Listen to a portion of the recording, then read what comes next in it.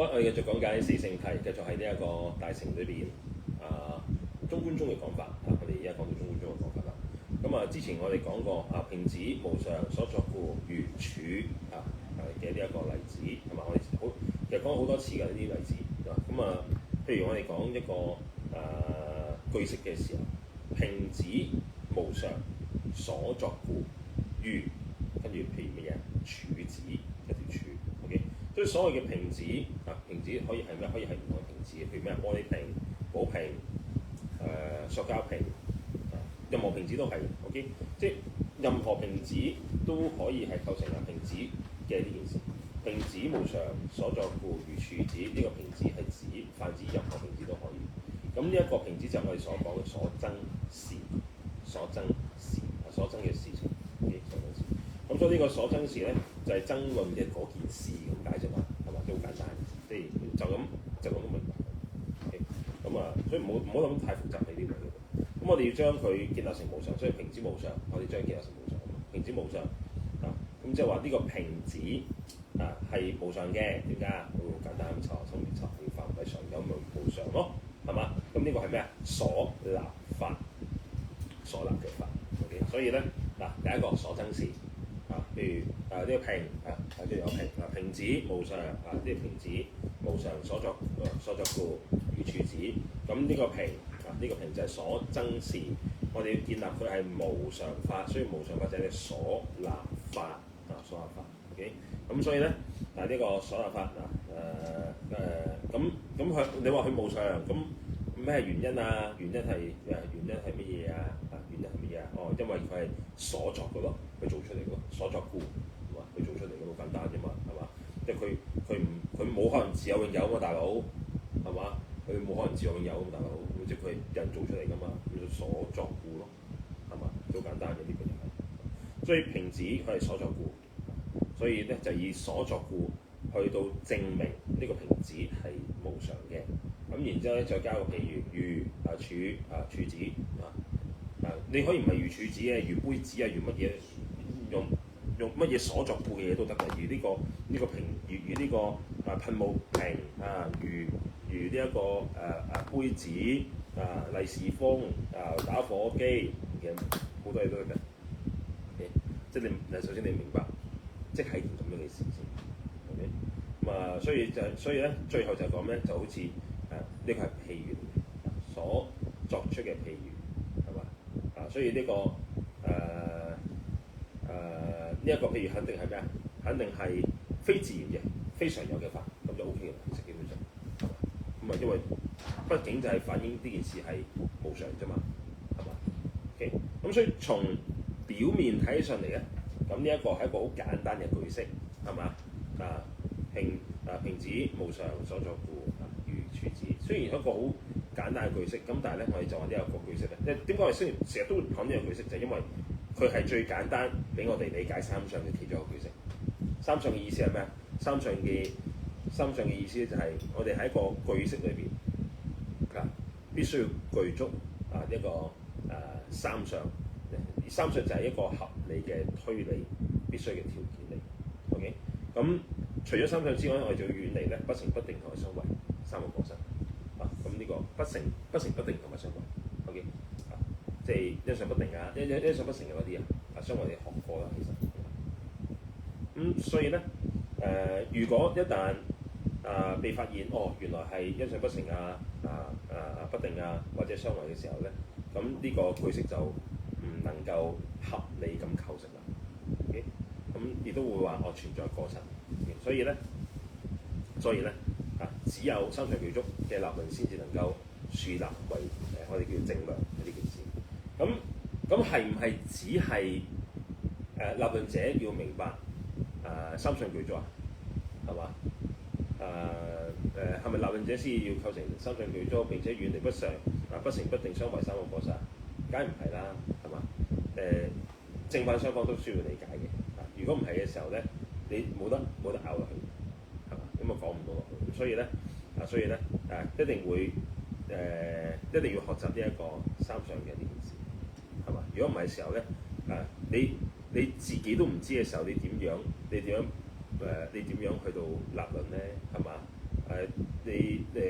敵方自方，你只要其中一方唔了解三上，其實都講唔到嘅，係嘛？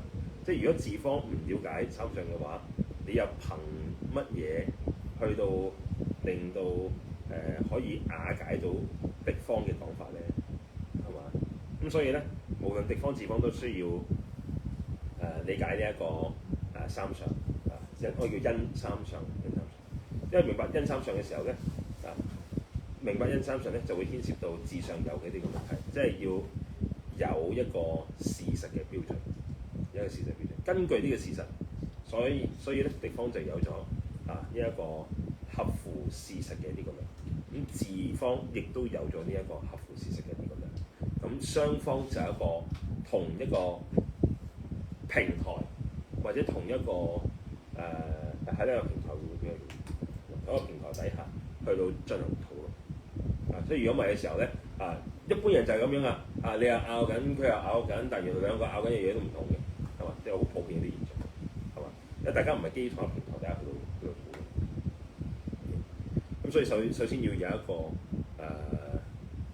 基礎嘅基礎認知啦，咁亦都因為咁樣嘅緣故咧，喺表象上面咧講因三上，但係實質上面咧一定會牽涉到有自上有，所以咧就會構成我哋喺講中觀自續派嘅時候咧就會有兩樣嘢，第一個就係咩啊？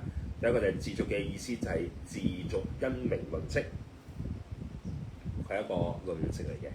第二個咧就係自續派，自續派咧係認為一切法都係自上有，所以主張以三因上自上有嘅因明論釋去到破實有法。Okay? 自續派有分兩派嘅，瑜伽行嘅中觀自續派同埋經部行嘅中觀自續派。所以我哋之前都講過啊嘛，經部派某啲睇法同中觀其實好近似噶嘛，所以最終亦都發展出經部行嘅中觀，係嘛？咁當然啦，亦都有瑜伽行派嘅中觀啦，係嘛？咁有呢兩大類，OK 喺自續派裏面分出。咁主張有自證分而唔承認外境嘅中觀宗，就係瑜伽行中觀。OK， 咁呢一種瑜伽行中觀好明顯係自續派嘅一個分支嚟嘅。咁佢嘅代表人物係邊個咧？寂護論師，寂護論師就係呢一個派別㗎啦。OK， 咁而主張外境以自上而存在，而唔承認自證分嘅中觀宗，就係我哋頭先所講經部行嘅中觀自續派。咁佢嘅比較著名嘅代表人物就係清辯論師。OK， 咁所以咧，你會發現咧即係雖然你睇呢個有中觀，嗰個有中觀，但係點解呢個講啲嘢同嗰個有啲唔同？嗰個講啲嘢同呢個有啲唔同，即係佢其實有啲派別嘅。OK， 咁但係大致上嘅係差唔多嘅。即係喺嗰個破敵喺嗰個破嘅嗰個方面咧，係有啲唔一樣嘅，只係即係大家用嘅方法理路會有啲唔一樣。咁兩派呢兩派嘅名咧，就有啲解釋嘅，即係根喺呢一個根嘅建立上面咧，因為隨順唯識宗，所以亦都稱為瑜伽行嘅中觀派。瑜伽行中觀派又分為兩個，一個就係隨順真相唯識嘅中觀派，即係寂護啦、蓮花戒啦、聖迦葉坤啦。咁另一個就係隨順假相唯識嘅中觀派，即係時自然嗰個。咁除咗實有空嘅講法之外，咁其他嘅部分咧，自續派都跟隨其他人嘅。咁明面上咧，跟隨唯識宗而宣説嘅就叫做呢一個隨瑜伽行中觀自續派。明面上跟隨經部宗嘅，就好似我哋所講啦，叫做咩啊？隨經部中觀自續派。而因為經部宗主張嘅微塵呢一個即係有微塵幾多外境啊，所以咧經部宗嘅即係隨順中觀嘅隨順呢個經部宗嘅中觀宗咧，就叫做經部嘅中觀派。因為佢咩啊？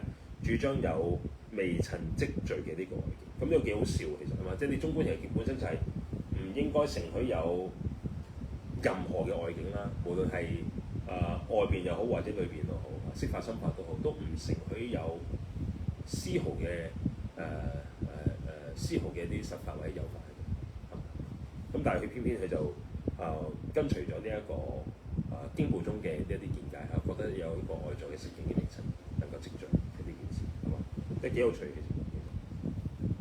咁雖然自續派又分為隨經部嘅自續派同埋瑜伽嘅自續派，但係咧仲有一個好大家應該好熟噶啦，聽得好多就係應成，係嘛？應成派簡單嚟講，應成派唔跟任何人嘅，應成派唔跟任何人之餘，應成派所講嘅講法，佢嘅立論都係與眾不同嘅，即係基本上幾顛覆之前嘅嗰啲宗義嘅，係嘛？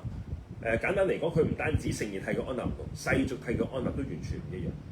OK， 因為佢哋覺得聖義方面錯嘅話，世俗方面亦都跟隨住錯，所以咧聖義佢唔同其他嘅講法之餘，亦都因為聖義唔同其他人講法嘅緣故，佢所講嘅世俗亦都唔同其他人嘅一樣。